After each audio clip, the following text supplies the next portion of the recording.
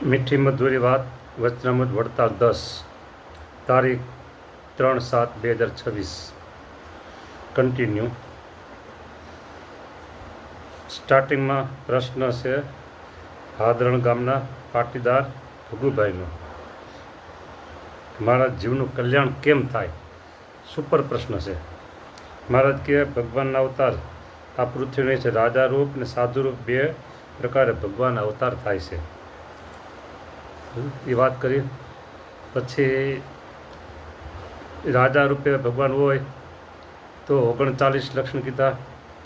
સાધુ રૂપ ભગવાન હોય ત્યારે 30 લક્ષણ કીધા. એ આપણે આગલી કથામાં બધા લક્ષણો જોઈ લીધા છે.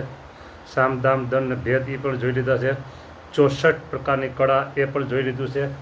અને 9 રસ એ પણ આગલી કથામાં આપણે જોયા. ત્યાર પછી શ્રીમદ ભાગવતના પ્રથમ સ્કંદને વિશે પૃથ્વી અને ધર્મના સંવાદ કરીને રાજા રૂપ જે શ્રી કૃષ્ણાદિક ભગવાન અવતાર તેના 39 લક્ષણ કયા છે. અને એકાદશ સ્કંદને વિશે શ્રી કૃષ્ણ ભગવાન અને ઉદ્ધવના સંવાદ કરીને સાધુરૂપ જે દત્તાત્રેય કપિલ આદિક ભગવાન અવતાર તેના 30 લક્ષણ કયા છે. માટે જેને હવે મુદ્દો સમજવાનો, જેને પોતાનું કલ્યાણ ઈચ્છવું તેને તે લક્ષણે કરીને તે ભગવાનને ઓળખીને તે ભગવાનને શરણે થવું. આ તો હિમાલય ઓળંગવા જેવી વાત આવી. હિમાલય ઓળંગવા જેવી વાત આવી. બરાબર. હવે આ 30 લક્ષણ ને 39 લક્ષણ કોનામાં જોવા? ક્યાં ગોતવા? ક્યાં હોય? હા.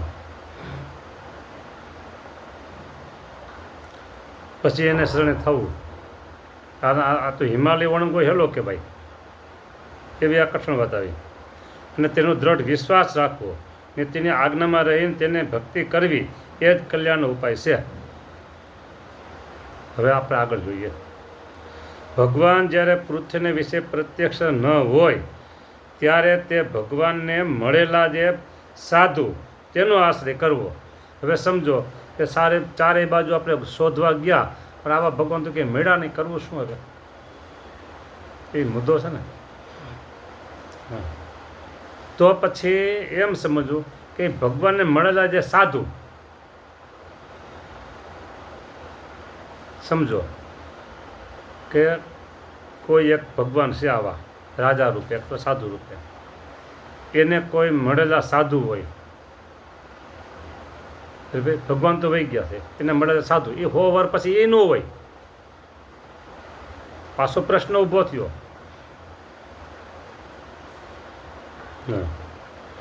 મળેલા સાધુ તેનો આશ્રય કરવો ને તો તે થકી પણ જીવનું કલ્યાણ થાય છે.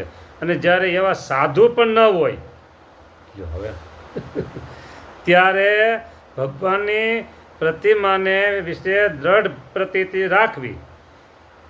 ત્યારે ભગવાનની પ્રતિમાને વિશે દ્રઢ પ્રતીતિ રાખવી ને સ્વધર્મમાં રહીને ભક્તિ કરવી. એ તે થકી પણ જીવનું કલ્યાણ થાય છે. સ્વધર્મમાં રહેવાનું અને પ્રતિમા તેને વિશે દ્રઢ પ્રતીતિ રાખવી.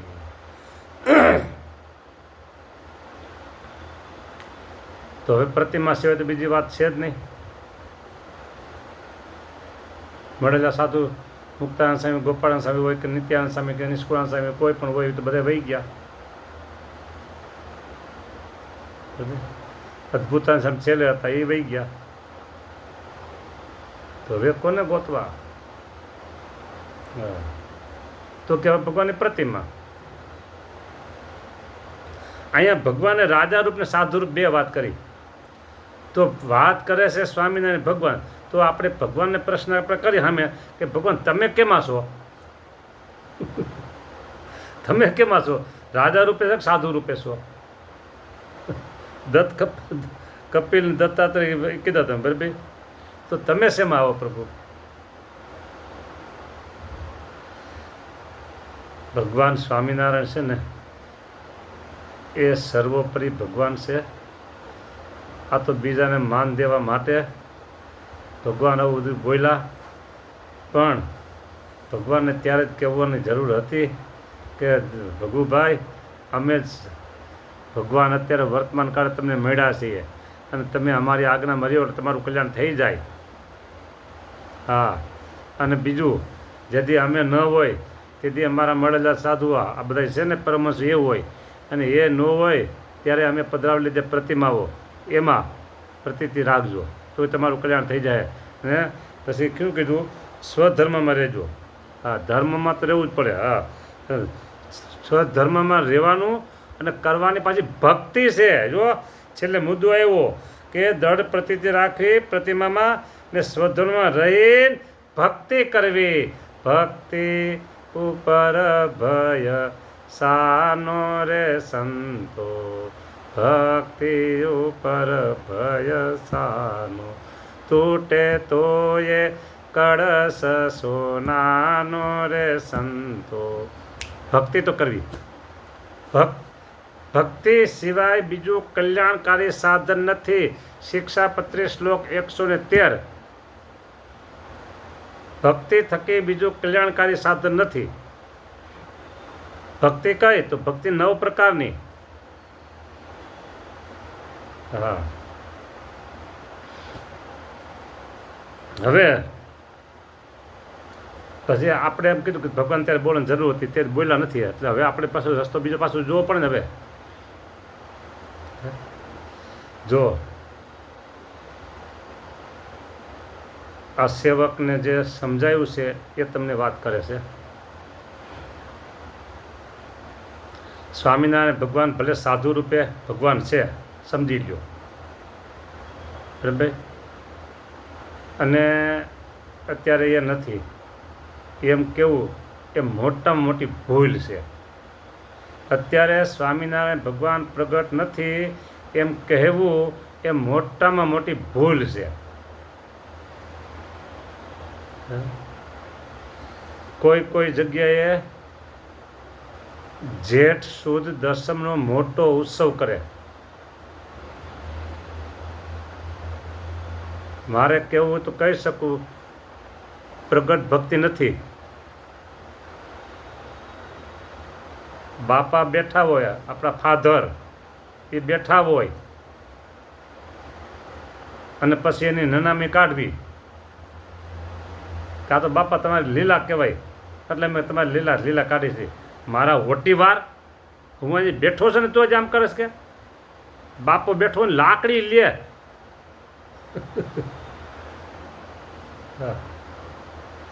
સ્વામિનારાયણ ભગવાન પ્રગટ છે ને પ્રગટ છે.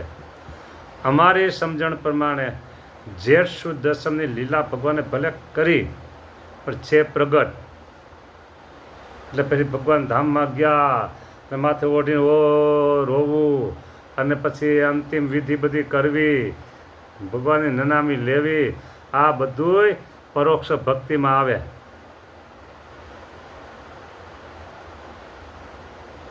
એક કરે પછી બીજો કરે, હાલો પરોક્ષવાદ. હા, પરોક્ષવાદ હાલો પછી.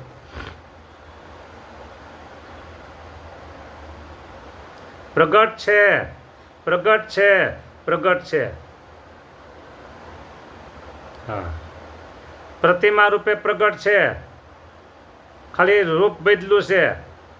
માનવ રૂપ હતું એમાંથી બદલી અને પ્રતિમા રૂપે થયા.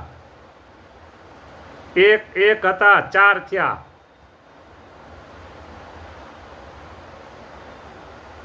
પ્રતિમા રૂપે પ્રગટ છે. સમજો, ધામમાં જતી પહેલા પ્રભુએ વાત બધી કરેલી છે. મારા આચાર્ય રૂપે હું પ્રગટ છું. આચાર્ય કોઈ માનતા હોય ન માનતા હોય, આચાર્ય પ્રત્યે કોઈ લગાવ હોય ન હોય, આ વાત ગમે ન ગમે, પણ વાત છે સાચી. આચાર્ય રૂપે પ્રગટ છે. સાધુ રૂપે પ્રગટ છે. સાધુ રૂપે ભગવાન પ્રગટ છે ને છે. સંત હું ને હું તે સંત વળી એમ શ્રીમુખે કહે ભગવાન. સંત માનજો મારી મૂર્તિ, એમાં ફેર નથી એક રતી. અંતરજામી પણ રહું એમાં માટે નથી બંધાતા એક એમાં. હા, ક્યાંક બંધાઈ ગયા હોય તો એને સમજવાનું. હા, સંત દ્વારા ભગવાન પ્રગટ છે ને છે. ત્રણ થઈ ગયા. શાસ્ત્ર દ્વારા પણ ભગવાન આજે પ્રગટ છે. વચનામૃત હોય કે સત્સંગી જીવન હોય, ભક્ત ચિંતામણી હોય કે શિક્ષાપત્રી હોય, આજે ભગવાન પ્રગટ છે. જો તમે 10મીનો ઉત્સવ ઉજવો છો તો તમારી ભક્તિ પરોક્ષ છે.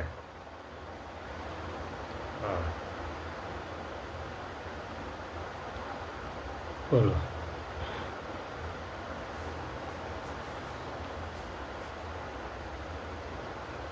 આ વાત મારી મન કલ્પિત નથી, મન ઘડિત નથી, શાસ્ત્ર સંમત છે. એટલા માટે કે ભગવાન પોતે બોલાઈ ગયા છે. અંતર્ધાન લીલા કરીને એ પહેલાં ભગવાન બોલ્યા છે. હા, બરાબર. તમારા જેવા સાધુમાં હું અખંડ રહીશ. બ્રહ્માને સ્વામીને કીધું પાછું. બોલો. ગોપીનાથજી મહારાજને પ્રગટ થઈને દર્શન દીધા. ગઢડામાં ગોપીનાથજી મહારાજ, વડતાલમાં લક્ષ્મીનારાયણ દેવ મારું સ્વરૂપ હતું એમાં, અમદાવાદમાં નરનારાયણ દેવ, આ બધે હું પ્રગટ છું પ્રતિમા દ્વારા. હા, જો એટલે